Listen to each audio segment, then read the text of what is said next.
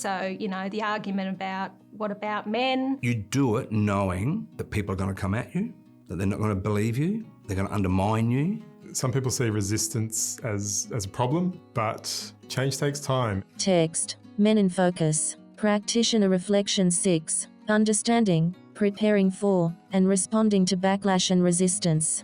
Our watch acknowledges the Wurundjeri Woi-wurrung people of the Kulin Nation as the traditional owners of the land on which this video was produced. We pay our respects to all traditional owners past and present, and recognize the continuing connection Aboriginal and Torres Strait Islander people have to land, culture, knowledge and language for over 65,000 years, and their leadership in preventing violence against women.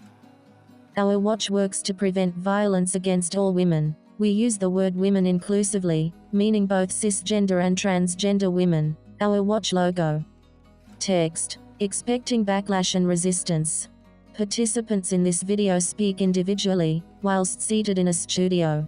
A stylized image of Shane Tass appears. Shane holds a tennis racket and ball. He serves the ball. Text, Shane Tass, he, him, Principal Advisor, Masculinities, Our Watch. In prevention work and in work with men and boys, we should actually expect some backlash and resistance. A stylized image of Hala Abdelner appears. Hala is rock climbing. Text, Hala Abdelner, she, her, CEO and founder, Institute of Nonviolence. Walk into a room and you've got a message that is asking people to challenge their core beliefs and their values that have been instilled with them probably since birth and probably by people they love and look up to. So resistance and backlash, one, is the most normal reaction, and our fear of resistance and backlash is also a normal reaction because it can be quite intense or potentially unsafe or confrontational. A stylized image of Cassie Lindsay appears. She stands next to a volleyball net, with a ball at her feet. Text, Cassie Lindsay, she, her, co-founder, Red Consulting and Training. I've found with men, they feel like in some of this work, they have to give something up for gender equality. A stylized image of Sarah Hewitt appears. Sarah is walking her dog in an outside scene. Text, Dr. Sarah Hewitt, she, her, Senior Policy Advisor, Our Watch. As soon as we start asking people to reflect on their own complicity in the gender drivers of violence, I think that's where we really start to see a lot of resistance and backlash, because I think very few people want to see themselves part of the story. A stylized image of Shelley Hewson Monroe appears. Shelley stands on a surfboard and flexes her arms. Text, Shelley Hewson Monroe, she, her, Manager Prevention, Masculinities and Learning, RMIT. Yes, expect it, but also expect it will shock you, even though it won't. It will hurt, even though you've got a tough skin.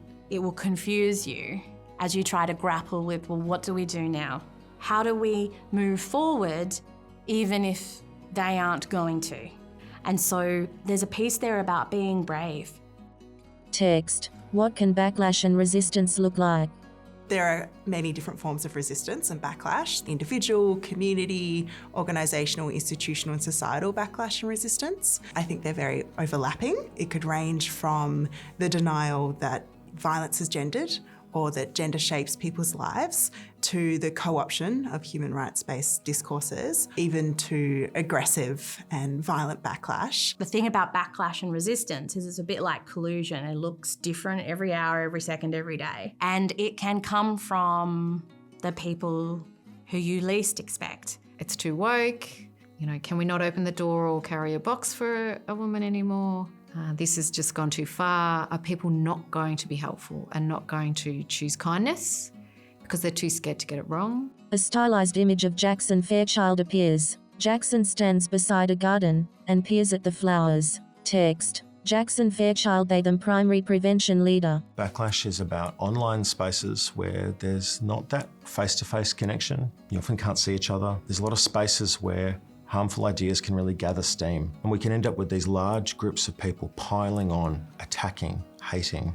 There's a disconnection to humanity, to empathy, and to respect. People and organisations and groups who are kind of at the intersection of trying to achieve change and are addressing systemic forms of discrimination and oppression are particularly susceptible to quite severe forms of resistance and backlash. For example, we're seeing at the moment globally and in Australia quite severe anti-trans backlash, and to kind of exclude trans people from particular services, from accessing particular human rights.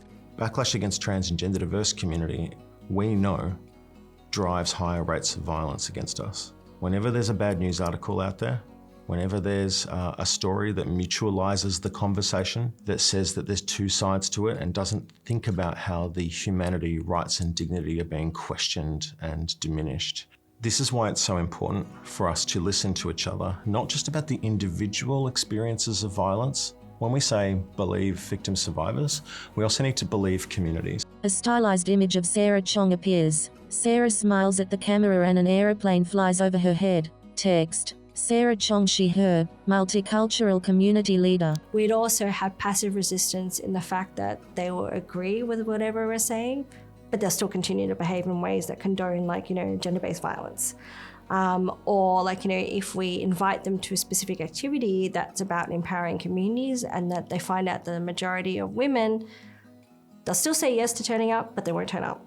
But also things like, this is not an issue, the voices or the stories of women are wrong, and questioning the data. A stylized image of Craig Rigney appears. Craig holds a bunch of carrots and smiles at the camera. Text. Craig Rigney, CEO, KWY Aboriginal Corporation, Cornung Man. As an Aboriginal man working in this space, you do it knowing that people are going to come at you, that they're not going to believe you, they're going to undermine you, they're going to be racist, they're going to be stereotypical. And for our non-Aboriginal allies who are working alongside us in this space, they are also going to get backlash of a different kind. Text. Tips and considerations for dealing with backlash and resistance. There's quite a lot of research around how to minimise and respond to resistance and backlash. And it really speaks to the importance of leadership and people really believing and taking ownership of the cause to legitimise it and to kind of cascade it throughout an entire organisation. It can be unsafe to challenge some of these norms. Anyone who breaks the rules, who tries to point out the issues that are creating these problems, is often silenced. They may have experiences of being bullied as a kid for naming this stuff. And you can see whether it happens to you or if you see someone else having a hard time of it, it can be really difficult. So that means that we need to not only look after ourselves, but we need to look after each other. A stylized image of Cameron McDonald appears. Cameron sits on a rock, underneath a beach umbrella. A dolphin splashes out of the water behind him. Text. Cameron McDonald, he, him. Sector engagement lead, Our Watch. Some people see resistance as a problem, but change takes time, and men might be hearing something for the first time and their initial reaction might be to reject that or argue. But that's normal and it's natural, and it give men the chance. And what I've found in my practice is men go away and they think about these things and they ask questions and they look at the world around them, and then, next time you speak to them, they might have come full circle. Resistance can sometimes come when people don't understand or see themselves within the work and can't see their own strengths and the things that they're proud of. Shame is a really big source of resistance, and it can also be a big source of backlash as well. There is a huge cultural challenge there in calling it out, and actually from our experience there, a lot of multicultural communities that don't want to call it out there because there's a fear, because they feel as though if I do call it out, then I'm going to be targeted by my community there. A stylized image of Mac Cone appears. Mac sits on a weightlifting bench, surrounded by dumbbells. Text. Mac Cone, he, they. Program Coordinator, R4 Respect, YFS. When we talk about gender-based violence, some of the backlash or resistance we see is from people who may have experienced it, who may have perpetrated it, or been within families or communities where that's been quite a big thing. And the way that we handle that is we try and use the trauma-informed lens. So making sure that, when young people are disrupting the class, it's making sure that they do feel heard or they do feel like they have a space, right? But if they are putting other people's safety or their safety at risk, making sure they know that, we may need to stop the session if this does keep going, just to keep everyone else safe. So I guess what helps me is expecting it, normalising it. If I can, I like to address it in the moment Because there might be others in the room that are feeling the same way. I'm okay with backlash and resistance because why should they take on what I'm saying? I fundamentally believe that every perspective, opinion, and emotional response to these topics is valid because it comes from a lived experience and core values and beliefs. And I don't expect to rewrite someone's core beliefs. That would be quite arrogant, actually, to rewrite their core beliefs in my interaction with them. I'm just presenting information to get them to reflect on those things and come to it themselves. I might not see their coming to it. I might only ever experience their backlash and resistance. A stylized image of Natalie Russell appears. Natalie holds a guitar and smiles at the camera. Text: Natalie Russell, she, her, sector engagement lead, Our Watch. One of the things that we do in preparing for backlash and resistance that we might face during training is really be at the front foot of some of the common questions that we might get from practitioners. So, the argument about what about men, as an example, we'll actually address that straight up in our training so that we sort of talk through that as an issue. As soon as you talk about violence against women, people ask, well, what about men? And of course, we know that anyone who is experiencing violence or abuse of any kind should be able to seek help and support. And that is something, that we need to be advocating for. To turn that into a fuel for positivity, but at the same time, just being vulnerable, just being yourself. It works for me. It keeps me safe. I think one of the best things people can do is ask someone, why do you think that way? And trying to associate, the values of equality and respect and safety. I think drawing those connections can be a really useful tool to perhaps overcome some of that resistance and persuade people about the importance of crime prevention. A stylized image of Ben Brown appears. Ben stands on a football field as a ball bounces past in the background. Text: Ben Brown, he, him, AFL player, Melbourne Football Club. Be brave. Know that other people are being a lot more brave and courageous than you, but be brave. Take that first step and think about what's going to work for you.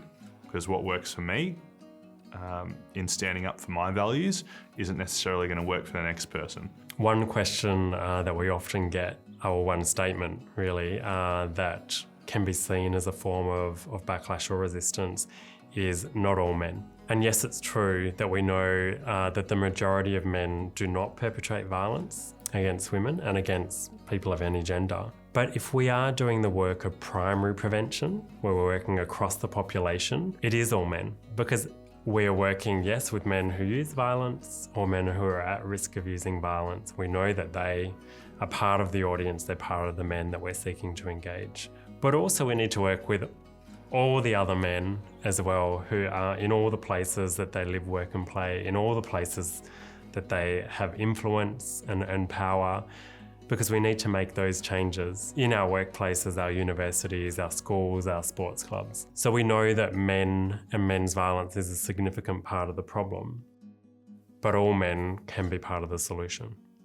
Presenters Cameron McDonald and Shane Tass stand in the studio and speak to the camera. Thanks for watching this video. Make sure you check out the other videos in this series.